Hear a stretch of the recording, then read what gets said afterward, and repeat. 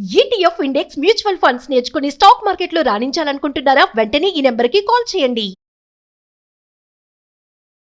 నమస్కారం అలగారి రవీంద్రనాథ్ గారు. నమస్తే అండి శ్రీ గారు. నిన్న మనందరికి కూడా తెలుసు, ప్రణయ్ హత్య కేసులో ఒక కీలకమైన తీర్పునైతే కోర్టు ఇవ్వడం జరిగింది. 6గురికి జీవితాంతం శిక్ష అండ్ అలాగే ఒకరికి ఉరి శిక్షను విధించడం జరిగింది. ఇదంతా జరిగినా కూడా అమృత ఎలాంటి స్పందన లేకుండా, అంటే ఏం రెస్పాన్స్ అయితే ఇవ్వకుండా ఉండడం మనం చూస్తూ ఉన్నాం. లాస్ట్ టైం మాత్రం మా నాన్న చనిపోవాలి, నేను అదే చూస్తున్నాను అని కూడా మాట్లాడడం జరిగింది. కానీ ఇప్పుడు తను రెస్పాన్స్ అవ్వకపోవడానికి గల కారణాలు ఏంటి? అండ్ చాలా మంది ఈ మధ్య కాలంలో అమృత సెకండ్ మ్యారేజ్ చేసుకుంటుందా అన్న క్వశ్చన్ అయితే ఎక్కువగా మనం వింటూ ఉన్నాం. దీనికి సంబంధించిన డీటెయిల్స్ ఏంటి, దీన్ని ఏ రకంగా చూడాల్సిన అవసరం ఉందంటారు సార్? ప్రేమ ప్లస్ పెళ్లి = 10 కుటుంబాల సర్వనాశనం అన్న క్యాప్షన్ ఈ మొత్తం ఎపిసోడ్ గురించి మనం మాట్లాడుకోవచ్చు. అంటే అనాలోచితంగా చేసినటువంటి ఒక ప్రేమ అది పెళ్లిగా మరి ఆ ప్రేమ పెళ్లి చివరికి 10 కుటుంబాలు సర్వనాశనం అయిపోయిన కారణం. అయితే జరిగిన సంఘటన మనం 2 కోణాలుగా చూడాలి. ఒకటి న్యాయపరంగా చూడాలి, ఇంకొకటి మానవీయ కోణంలో చూడాలి. మానవీయ కోణంలో కొన్ని రకాల ఆలోచనలు కనిపిస్తాయి. న్యాయపరంగా ఇచ్చే తీర్పులు, ఈ తీర్పు గురించి విశ్లేషణ, నేను జరిగిన సంఘటన అదంతా 100% కరెక్ట్. ఇక్కడ ఎవరు చేసింది రైటు, ఎవరు చేసింది తప్పు, సంఘటన జరిగింది. మారుతీరావు గారు ప్రేరేపించారు. మారుతీరావు గారు ఈ యొక్క కుట్రలో ప్రధాన భాగస్వామిగా ఉండి తన ద్వారా కొంతమంది సుపారీ వాళ్ళకి ఇచ్చి వీళ్ళందరూ కలిసి ఒక వ్యక్తిని, ఒక నిండు ప్రాణాన్ని పూర్తిగా చంపేయడం అనేది అత్యంత దారుణంగా, అత్యంత పాశవికంగా, నిర్దాక్షిణ్యంగా నడి రోడ్డు మీద చంపడం అనేది ఎవ్వరు కూడా యాక్సెప్టెన్స్ ఇవ్వరు. 100% మారుతీరావు గారు చేసినటువంటి సంఘటన ఏదైతే ఉందో అలాంటి ఆలోచన కూడా తప్పు. సో ఇది కనువిప్పు కావాలి. ఈ తీర్పు అన్నది ఒక కనువిప్పు కావాలి. అంటే అలాంటి ఆలోచన చేస్తే తప్పనిసరిగా భారీ మూల్యం చెల్లించుకుంటారు, జీవితాలు పనంగా పెట్టాల్సిన పరిస్థితి వస్తుందని నిన్న జరిగిన తీర్పు ద్వారా మాట్లాడుకోవచ్చు. సో న్యాయ వ్యవస్థ ఏర్పాటు చేసినటువంటి న్యాయ వ్యవస్థ ఇచ్చిన తీర్పు అయితే 100% గౌరవిస్తాం. డెఫినెట్గా న్యాయ వ్యవస్థ ఇచ్చిన తీర్పు కూడా సహేతుకం అని చెప్పి మనం మాట్లాడుకోవచ్చు. ఇక రెండో కోణాన్ని మనం పరిశీలించినట్లయితే, అంటే ఒక తెలిసి తెలియని వయసులో జనించిన ఒక ప్రేమ, అంటే యువకులు ఈరోజు ఏదైతే సొసైటీలో ఎవరైతే ప్రేమ పెళ్లి అనుకుంటూ వెంపర్లాడబడుతున్నారో ఇది ఎక్కడికి దారితీస్తుంది? మనం చేసిన చిన్న అనాలోచితమైనటువంటి ఒక చిన్న ఇన్సిడెంట్ వల్ల ఇంతమంది తన జీవితాలను నాశనం చేసే ఎక్కడికి ఈ యొక్క కేవలం ప్రేమ అన్నటువంటి సంఘటన దారితీసింది. ఆ రోజు ఈ అమ్మాయి ఇంకా అంటే చిన్నప్పటి నుంచి కూడా ఒక సినిమాటిక్ స్టోరీ మనం కొన్ని ఎపిసోడ్లు కూడా మాట్లాడుకున్నాం. ఒక సినిమాటికే జరిగింది. ఇద్దరు మంచి స్నేహితులు, ఎవరు ఈ ప్రణయ్ తండ్రి కావచ్చు, లేకపోతే అమ్మాయి అమృత యొక్క తండ్రి, ఇద్దరు కూడా చిన్నప్పటి నుంచి స్నేహితులు. వాళ్ళకి కాలం కలిసి వచ్చింది. మారుతీరావు గారు కాస్త ఆర్థికంగా నిలదొక్కున్నారు. అయితే ఎంతో గారాభంగా, ఎంతో అల్లారముద్దగా చిన్నప్పుడు తన కూతురు ఏకైక పుత్రిక, బ్రదర్స్ సిస్టర్స్ అవ్వలేరు, ఒకగానొక కూతురు ఎంత ఆస్తిని సంపాదించుకున్నాడు కాబట్టి ఆ ఆస్తిని మొత్తం కూడా తన కూతురికి ఇవ్వాలి అని ఎంతో ప్రేమగా సొసైటీలో స్టేటస్గా ఉండాలని ప్రేమించడం తప్ప, మారుతీరావు గారు ఆలోచించడం తప్పు కాదు. కానీ ఆ ఆలోచన యొక్క పరిష్కారం అంటే ఇది కాదు. ఒక కూతురి మీద ప్రేమ పెంచుకోవడం తప్పు కాదు, ఆ కూతురికి సరైన సంబంధం చేయాలని అనుకోవడం తప్పు కాదు. కానీ తనకైతే తన ఇష్టానికి వ్యతిరేకంగా తన కూతురు అయితే ఏదైతే తీసుకుందో ఆ నిర్ణయం మీద తప్పు అని చెప్పి అందరం ఒప్పుకుంటాం. కానీ ఇక్కడ నేను మాట్లాడుతున్న వెర్షన్ అమ్మాయి వెర్షన్లో మాట్లాడుతున్నాను, అమృత వెర్షన్లో మాట్లాడుతున్నాను. అమృత ఆ రోజు అబ్బాయిని ప్రేమించడం తప్పు కాదు, కానీ పెద్దల్ని ఒప్పించాల్సిన అవసరం కూడా ఉంటుంది. మీరు ప్రేమించుకోవడానికి ఎటువంటి అర్హత లేదు, కానీ పెళ్లి చేసుకొని జీవితంలో ఒక జీవితాంతం కంటిన్యూ మీతో ఒక లైఫ్ పార్ట్నర్ వెళ్ళాలంటే ఖచ్చితంగా వాడికి అర్హత ఉన్నాయా లేదా? తన పేరెంట్స్ కూడా ఆలోచించేది అదే. మా పిల్లని ఒక మంచి వ్యక్తిని చేతిలో పెట్టాలని పేరెంట్స్ ఆలోచిస్తారు. ఈరోజు ఆ అమ్మాయి ప్రేమించింది, అది ఎలాంటి వయసులో? ఆ వయసు కూడా ఇంకా పూర్తిగా తెలియని వయసు. అంటే కోర్టు రూల్స్ ప్రకారం 21 years దాటితే అబ్బాయికి పెళ్లి వయసు వచ్చేసింది. కానీ నేను కోర్టు పాయింట్ టచ్ చేయట్లేదు, మానవీయ కోణం అని ముందే నేను చెప్పాను. సో ఇక్కడ ఆ అబ్బాయికి సరైనటువంటి ఇన్కమ్ లేదు. అప్పటిగా 12-13 సబ్జెక్ట్స్ బ్యాక్లాగ్ పెట్టుకున్నాడు. ఏ కుటుంబంలోనైనా ఏ తల్లిదండ్రులు కూడా ఒక యోగ్యుడైనటువంటి తన అల్లుడు రావాలని కోరుకుంటారు ఈ విషయంలో. అయితే ఈ అబ్బాయికి ఆ యోగ్యత ఉందా లేదని చెప్పి ఆ తండ్రి ఊహించలేదు. విషయంలో జరిగింది, పెళ్లి జరిగింది. తల్లిదండ్రులకి వ్యతిరేకంగా ఈ రోజు ఆ అమ్మాయి పెళ్లి చేసుకుంది. పెళ్లి చేసుకున్న తర్వాత నచ్చ చెప్పాల్సిన అవసరం కూడా అమ్మాయికి ఉంటుంది. పేరెంట్స్ నచ్చ చెప్పి వాళ్ళు ఒప్పించే ప్రయత్నం చేయాలి. కానీ తన తండ్రి ఎంతైతే ప్రేమను పెంచుకున్నాడో ఆ ప్రేమకు వ్యతిరేకంగా తను తీసుకున్న నిర్ణయం ఈ రోజు 10 కుటుంబాల జీవితం పూర్తిగా సర్వనాశనం అయిపోయింది.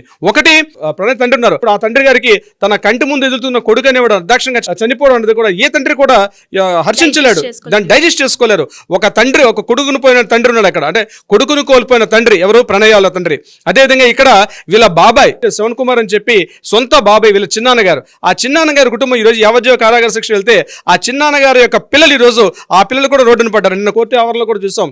ఆ శ్రవణ్ కుమార్ యొక్క ఆ అమ్మాయి వాళ్ళ కూతురు వచ్చేసి నిన్న కోర్టు బయట ఆవిడ కంట సోషాలు పెడుతుంది, మా నాన్నగారు ఏమి తప్పు చేయలేదు. సరే తప్పు చేశారో తప్పు చేయలేదు, న్యాయస్థానాలు తీర్పునిచ్చాయి కాబట్టి గౌరవిస్తాం. కానీ ఈరోజు వాళ్ళకి తండ్రి లేనటువంటి, అంటే బతికున్నా బతికి లేనట్టుగా ఆ తండ్రికి ఈరోజు తండ్రి లేనటువంటి లోటు ఆ పిల్లలకి ఈరోజు కంఠశోషం మిగిలిపోయింది. తనకు తండ్రి లేడు, తన బాబాయ్ పిల్లలకి తండ్రి లేకుండా చేసింది ఈరోజు. అదేవిధంగా తను ఏదైతే వ్యక్తిని ప్రేమించిందో ఆ తండ్రికి కూడా కొడుకు లేనటువంటి ఆశితిని కూడా కలిపి, అంటే ముగ్గురు తండ్రుల యొక్క కంఠశోష. అంటే ప్రేమ అనేటువంటి వ్యవహారం ఎక్కడి దాకా తీసుకెళ్ళింది, పరాకాష్ఠకు తీసుకెళ్ళింది. ప్రేమించడానికి అర్హత లేకపోవచ్చు, ప్రేమించడానికి తల్లిదండ్రులను ఒప్పించాల్సిన అవసరం కూడా లేకపోవచ్చు, కానీ ఖచ్చితంగా పరిస్థితులు గమనించాలి. ఈనాటి యువత యువకులు ఎవరైతే ప్రేమ, ఎవరైతే పెళ్లి అనుకుంటూ పెడత్రోన పడుతున్నటువంటి నేటి ఆధునిక సమాజంలో ఉన్న యువత యువకులకు నిన్న జరిగిన సంఘటన ఎంటైర్ ఈ యొక్క ఎపిసోడ్ ఏదైతే ఉందో, ప్రణయ్, అమృత అండ్ ఫాదర్ అమర్తి గారి యొక్క ఎంటైర్ ఈ ఎపిసోడ్ మొత్తం కూడా ప్రతి ఒక్కరు కూడా, అంటే దీన్ని స్టడీ చేస్తే ఎన్నో యాంగిల్స్ దీన్ని కనిపించాల్సి వస్తుంది. ముఖ్యంగా అమృత వచ్చింది తప్పు అంటే ప్రేమించడం తప్పు కాదు, కానీ పెద్దల్ని కన్ఫ్యూజ్ చేయకుండా పెద్దల్ని వాళ్ళని ఇంప్రెస్ చేసిన బాధ్యత ఉంది. 2009లో ఒక సినిమా కూడా వచ్చింది, అంటే ఈ సంఘటన జరిగిన 2018లో, కానీ 9 ఏళ్ల క్రితమే అంటే ఈ సంఘటనకి 9 ఏళ్ల క్రితమే బొమ్మరిల్లు అని ఒక సినిమా కూడా వచ్చింది. అందులో కూడా ఇలాగే ఉంటుంది. ఆ పిల్లలు యాక్సెప్టెన్స్ ఇవ్వకపోతారు. యాక్సెప్టెన్స్ ఇవ్వకపోయినప్పుడు కూడా ఖచ్చితంగా వాళ్ళ పేరెంట్స్ని యాక్సెప్టెన్స్ చేసుకొని పెద్దల్ని ఒప్పించేసి వాళ్ళు పెళ్లి చేసుకుంటారు. అంటే ఆల్రెడీ 10 ఏళ్ల క్రితమే వచ్చింది విషయం. అంటే ప్రేమించి పెళ్లి చేసుకోవడం తప్పు కానప్పుడు కూడా పెద్దల్ని ఒప్పింపజేయడం, అంటే పెద్దల్ని కన్విన్స్ చేయడం అది చాలా ఇంపార్టెంట్. ఇక్కడ ఈనాడు కుర్రోళ్ళు ఏమవుతున్నారంటే ఈ ఇన్స్టాల్ అని చెప్పి రకరకాల ఈ సోషల్ మీడియా మాధ్యమాల ద్వారా ఇంప్రెస్ అవుతున్నారంటే కాలం మారుతున్నా పెళ్ళిని తంతు మారలా, కానీ అందులో ఎన్ని కుటుంబాలు చివరిదాకా కలిసి ఉంటున్నారని చాలా చాలా ఇంపార్టెంట్. ఈ విషయానికి మనం ఆలోచించినప్పుడు ఒక నేర్చుకోవాల్సిన ఎపిసోడ్ ఇది. ప్రతి ఒక్కరికి ఈరోజు మోడర్న్ సొసైటీలో మేము ప్రేమలో ఉన్నాము, మేము ఒక అబ్బాయిని ప్రేమిస్తున్నాం, లేకపోతే నేను ఒక అమ్మాయిని ప్రేమిస్తున్నాను ఎవరైతే ఉంటున్నారో, ఇన్ని రకాల జీవితాలు ముడిపడి ఉంటాయి. మీ ఇద్దరు వ్యక్తులకు మనసులు కలిస్తే కాదు, మనుషులతో సత్సంబంధాలు కూడా మీకు ఉన్నాయి. అది గమనించాల్సిన పరిస్థితి ఈ పిల్లల చేతిలో కూడా ఉంటుంది. కన్ఫ్యూజ్ చేస్తే ఎంటైర్ జీవితాలు రోడ్డున పడి అత్తలా కుతలం అయిపోయి ఆ జీవితాలకు అక్కడ వంశాలు కూడా నాశనం అయ్యే పరిస్థితి వచ్చింది. చివరికి దీనికి ఏం పులిపోయినంటే పరువు హత్య, హానర్ మర్డర్స్ అని చేశారు. అది హానర్ మర్డర్ అయిండొచ్చుగాక, నేను దాన్ని కాదనట్లు, అది అవునా కాదని కోర్టు నిర్ణయిస్తుంది. ఇక్కడ కోర్టు ఏంటి, సంఘటన జరిగిన తర్వాత ఆ సంఘటన తప్ప ఒప్పు అని చెప్తుంది కోర్టు వరకు, కానీ ఆ సంఘటనకి పూర్వం దారితీసిన పరిస్థితులు ఏమిటి ఖచ్చితంగా మనం మానవీయ కోణంలో చూస్తే తప్ప మనకైతే విషయం అర్థం కాదు. ఈ సంఘటనకు సంబంధించి ప్రతి ఒక్క ఈ రోజు యువత యువకులు చదువుకుంటున్న కుర్రాళ్ళందరూ కూడా, అంటే 24 ఏళ్ల వయసులో ప్రేమించడం తప్పని 100% ఏజ్ లిమిట్ వచ్చేసింది కోర్టు ప్రకారంగా. 21 ఏళ్ల వయసు వచ్చింది కాబట్టి నేను అమ్మాయిని పెళ్లి చేసుకొని నేను తీసుకెళ్తాను. ఈ రోజు రీసెంట్గా నేను ఒక ఆర్టికల్ సర్వే చూశాను సిరి గారు, ప్రధానంగా మోర్ దాన్ 65% అమ్మాయిలు ఈరోజు కొంత టీనేజ్ దాటిన అమ్మాయిలు ఇంట్లో చెప్పా పెట్టకుండా బయటకు పారిపోతున్నారు. అంటే వాళ్ళకి ఆ మానసిక స్థాయిలో టీనేజ్ వ్యవస్థలో వాళ్ళకు ఉన్నటువంటి ఆ ప్రెజర్స్ కావచ్చు, ఒత్తిడి కావచ్చు, వాళ్ళకి కలిగిన ఫీలింగ్స్ కానీ షేర్ చేసుకోవడానికి ఇంట్లో పెద్దలతో మాట్లాడుకోలేని పరిస్థితి. మాట్లాడుకుంటే వాళ్ళు ఇమ్మీడియట్గా జడ్జిమెంట్ ఇచ్చేస్తారు. ఇక్కడ పేరెంట్స్కి ఒక లోపం కూడా ఉంది. వాళ్ళ విషయాన్ని ఏదైనా పేరెంట్స్కి షేర్ చేసుకుందామంటే పేరెంట్స్ ఇమ్మీడియట్గా జడ్జిమెంట్ ఇచ్చేస్తారు, ఇది తప్పు, ఇలా నువ్వు చేయొద్దని చెప్పి. దాన్ని యాక్సెప్టెన్స్ ఇచ్చే దూరంలో ఆ ఏజ్ ఉండదు. దీనివల్ల ఎక్కడ దారితీస్తున్నాయి, పిల్లలు ఆడపిల్లలు ఇల్లు దాటి హాస్టల్స్ అని మరొకటి అని చెప్పి తమ సొంతలను విడిచిపెట్టి బయటకు వెళ్తున్నారు. ఈ రోజు నన్ను గుండె మీద చేసుకొని చెప్పండి ప్రతి పేరెంట్కి, మీ అమ్మాయి హాస్టల్లో ఉంది తెలుసా, మీ అమ్మాయి ఎక్కడ ఏ ప్రదేశం ఉంది తెలుసా, మీ అమ్మాయి ఎవరితో మాట్లాడుతుంది తెలుసా, మీ అమ్మాయి యొక్క ఫ్రెండ్స్ ఉన్నారు మీకు తెలుసా.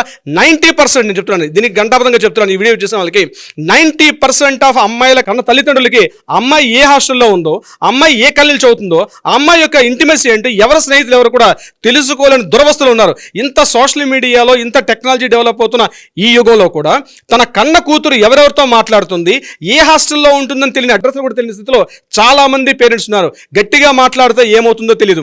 18 ఏళ్ళు దాటిన పిల్లలతో మాట్లాడితే మేజర్ అంటారు. సో ఒక పేరెంట్స్ ఈ రోజు నేను కొన్ని కేసులో చూశానండి సిరి గారు, కళ్ళ ముందు ఆ అమ్మాయిలు ఏం చేస్తున్నారంటే పోలీస్ స్టేషన్ లో తల్లిదండ్రులను తీసుకెళ్లి, నేను అబ్బాయిని ప్రేమించాను కాబట్టి ఆ అబ్బాయితో కలిసి వెళ్ళిపోతాను, మీరు ఇష్టం ఉంటే యాక్సెప్టెన్స్ ఇవ్వండి, లేకపోతే అబ్బాయి చేపట్టుకుని వెళ్ళిపోతానని చెప్తే ఆ అబ్బాయికి అప్పుడే పరిచయం అబ్బాయి, నెలలు కావచ్చు, 2 నెలలు కావచ్చు, రోజులు కావచ్చు, ఆ పరిచయం అబ్బాయితో చేపట్టుకుని వెళ్ళిపోతుంటే కన్న తల్లిదండ్రుల యొక్క కంఠ ఘోష ధారాపాతంగా ఉంది. వాళ్ళ పరిస్థితి చెప్పుకోలేని పరిస్థితిలో ఉన్నారు వాళ్ళు కూడా. అంటే ఈ పరిస్థితి దారుణమైన ఈ స్థితికి తీసుకెళ్ళడానికి అందరూ కారణమే, సమాజం కారణం, తల్లిదండ్రుల కారణం, అదేవిధంగా ఈ రోజు ప్రేమ అనేటువంటి వ్యామోహంలో పడే పిల్లలే ప్రధాన కారణం అవుతున్నారు. ఈ ఇన్సిడెంట్ ఏదైతే ఉందో ఇప్పుడు ప్రధానంగా అమృత అండ్ ప్రణయ్లకు సంబంధించి మనం మాట్లాడుకునే విధానానికి వచ్చినట్టయితే ఇది ఖచ్చితంగా ప్రతి ఒక్కరు దీని గురించి అనేక కోణాల్లో విశ్లేషించి వివరణాత్మకంగా తెలుసుకోగలిగితే తప్ప, లేకపోతే సమాజంలో చాలా మంది యువత యువకులు పెడద్రోణ పట్టే పరిస్థితి ఉంది. ఇది కాకుండా ఇప్పుడు మీ క్వశ్చన్లో మీరు ఒక ప్రశ్న వేశారు, ఈరోజు అమృత మరొక పెళ్లి చేసుకోవడానికి దారితీసే డెఫినెట్గా ఇది ఆమె వ్యక్తిగత జీవితం, ఆమె స్వేచ్ఛా జీవితం, సమాజం, కోర్టులు యాక్సెప్టెన్స్ ఇస్తున్నాయి కాబట్టి డెఫినెట్ గా ఆమె చేసుకోకూడదని ఎవరు చెప్పరు. చేసుకుంటే ఎందుకు చేసుకుంటాం అని కొద్ది రోజులు అంటారేమో కానీ తప్పనిసరిగా ఆమెకు చేసుకునే హక్కు ఉంది.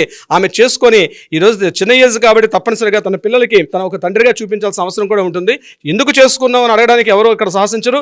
అదేవిధంగా చేసుకున్న విషయం తప్పు ఒప్పులని కూడా చెప్పరు. కానీ ఈరోజు తన జీవితాన్ని తను చూసుకున్నప్పటికీ కూడా తనకు కూడా ఈరోజు కంటఘోషే. कारण తన తండ్రి ఈరోజు కోల్పోయింది, తన ప్రేమికుడు కోల్పోయాడు, తన భర్త కోల్పోయింది, తన బాబాయ్ యొక్క కుటుంబం సర్వనాశనం అయిపోయింది. తనతో పాటు తన తండ్రిని నమ్ముకున్నటువంటి ఎవరైతే కారు డ్రైవర్ కావచ్చు ఎవరైతే ఉన్నారో తన తండ్రి మాత్రం చిట్టు చివరికి ఒక విషయాన్ని చేశాడు.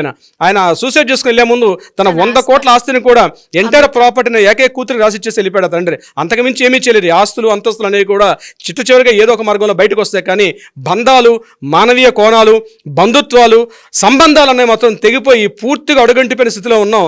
ముఖ్యంగా యువకులు సోషల్ మీడియా అనే ప్రభావంలో మోజులో పడి ముఖ్యంగా ఒక అట్రాక్షన్, ఇన్ఫాచ్యుయేషన్ అనేటువంటి ఒక స్థితిలో పడిపోయి ఎటు వెళ్తున్నారో దారి తెన్ను తెలియని ఒక పరిస్థితిలోకి అగమ్యగోచరంగా తయారైపోయి ఉన్నారు ఈ రోజు నేటి యువకులు. సిరిగారు.